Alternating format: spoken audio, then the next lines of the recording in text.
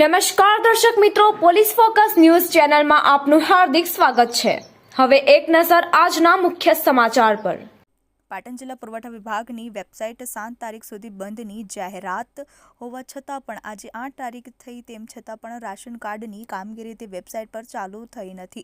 પાટણ શહેર અને ગ્રામ્ય પુરવઠા વિભાગના રાશન કાર્ડની સુધારા વધારા કામ કરવા આવેલા અરજદારો ઓનલાઈન કામગીરી બંધ હોવાથી થઈ રહ્યા છે હેરાન પરેશાન।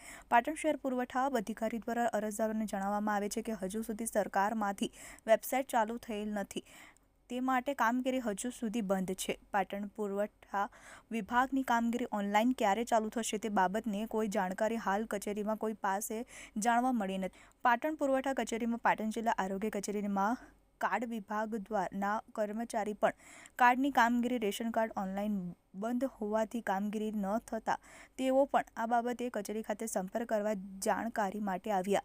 પાટણ પુરવઠાની રાશન કાર્ડની ઓનલાઈન ચકાસણી ન થતા માં કાર્ડના અરજદારોના કામ પણ અટક્યા।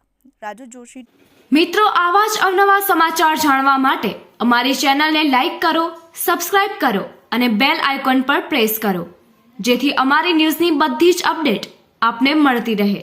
મારું નામ કામ કરવા આવ્યો છું, 7 તારીખે કીધું હતું, 10 તારીખે ખુલ્યું નથી। ઓનલાઈન કામગીરી બંધ છે, પણ નક્કી નથી। હરેશ કુમાર ભાગલ પરમાર।